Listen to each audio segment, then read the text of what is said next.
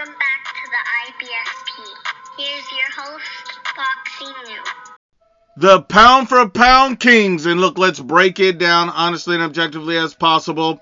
And IFL TV has posted the latest Ring Magazine pound for pound rankings. And they go 1 through 10. Usyk at 1. Haney at 2. Crawford at 3. Errol Spence at 4. Canelo at 5.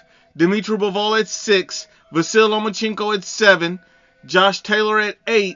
Jermell Charlo at 9. And Juan Estrada at 10. Now, look, let's just be honest and unbiased. I respect the Ring Magazine. I respect their rankings. And I do disagree at certain points. So don't take any of this as, disrespect towards the Ring. They know what they're doing over there. But I have a different view. And I feel like I'm going to come a lot more objective. And let me break it down what I mean. As far as the number 1 and 2 slots, Haney and Usyk, I have them in the exact same spots as the Ring Magazine. Spot on. I mean, you look at Usyk, you look at Haney, both of these guys are literally chasing greatness. Both of these guys are very decorated champions. So I respect both of those guys. Those are perfect selections, and both of those guys are undefeated as well. Then you get to the number 3 spot. I have to disagree with the Ring. The Ring has Terence Crawford at number 3. It simply doesn't make any sense to me. How is Terence Bud Crawford number 3 when it's been years since he's accomplished anything significant?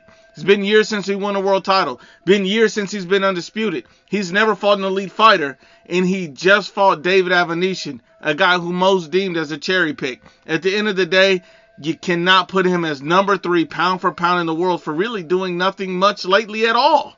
And so at number 3, I have to put Canelo Alvarez at number 3.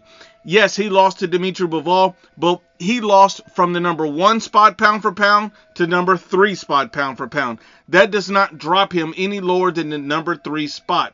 This is why Canelo Alvarez still has the best resume in boxing. He's still undisputed in his weight class, and he didn't lose in his weight class. He lost in a weight class that was not his. He does not campaign at 175 pounds. So, you have to be honest about what you really take off of that. And then you get to number 4.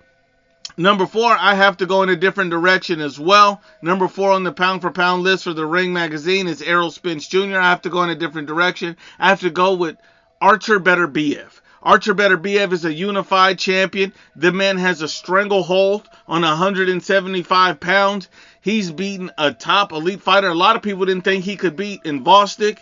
The guy comes through no matter what style his opponent is. He comes through and not only gets the win, but in devastating fashion. This man is undefeated with a 100% knockout rate and a unified champion. This man is likely the most dangerous man in boxing. I have him at number 4 on the pound for pound list. Coming in number 5 on the pound for pound list is Terence Bud Crawford. I love Terence Bud Crawford. I think he's an excellent fighter. The man's a 3-weight world champion, former undisputed, current WBO champion. So I like Terence Bud Crawford, and I think that he is a top 5 pound for pound fighter. I just can't place him any higher until he does more. That's all it is. He's an excellent fighter, but he has to do more at this point. It's been too long since he's done something significant, and he's never fought an elite fighter in his career, not even one time. But let's keep it going. Number 6 on the pound for pound list has to be Errol Spence Jr. Why? Because he's absolutely the truth. I mean, think about it. The man's a unified champion. He's undefeated. He doesn't take tune-ups. He comes back from layoffs and accidents, and he comes out there and fights quality opposition time in and time out. So at the end of the day, I look at Errol Spence Jr., who's currently a unified champion. He has to be number 6 on the pound for pound list. Coming in at number 7 on the pound for pound list, I have to add in Dimitri Bivol. Now, he beat Canelo Alvarez, and people think that makes him a top pound for pound. That's not it. It's not like he campaigned at 168 and he beat Canelo Alvarez at 168 and both of these guys are in the same. It's not that. You can't overrate a guy's win. It's not like, he moved up in weight and beat Canelo. He was the champion. That was his weight class. So yes, he does get a little credit for it, but let's not go overboard. Dimitri Bivol is undefeated. He's a world champion. The guy has literally the best statistical defense in boxing. He has the best statistical jab in boxing. So because of those things, because of his resume, because of the win against Canelo, and because of his belt, that puts him at number 7 on the pound for pound list. It's everything in its totality for Dimitri Bivol, who's an excellent fighter. Then you get to number 8 on the pound for pound list, and you get to Josh Taylor.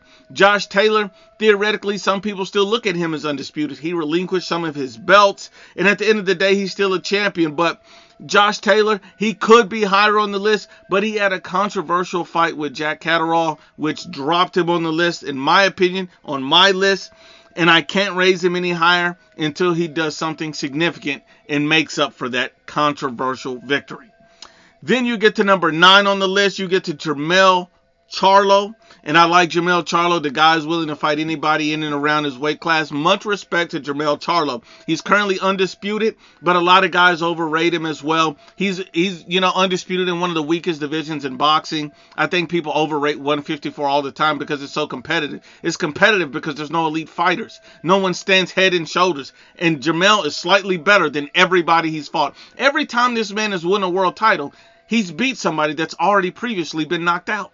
So although I like Jermell Charlo, I'm not going to overrate what he's done in his career, and I think he's an excellent fighter. So what I will say is he's number 9, and also he's already lost to Tony Harrison on the road to undisputed, and he should actually have a second loss with a controversial win. A draw in the first fight against Brian Castano, which he should have 2 losses on his resume based off of that. But he did make up for it in the rematch.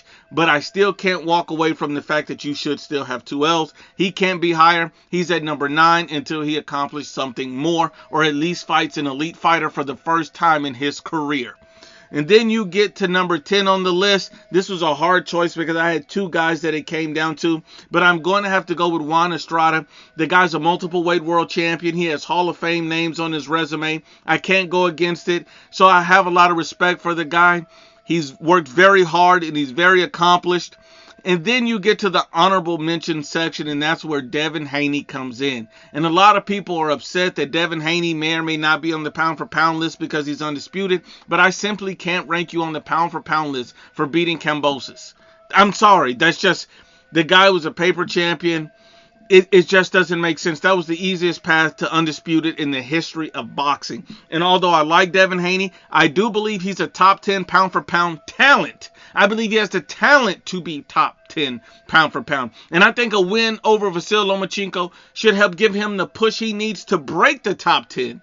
But to rank him in the top 10 as of right now, based off of a Kambosos win, I simply cannot do that. Because men lie, women lie, but the facts don't lie.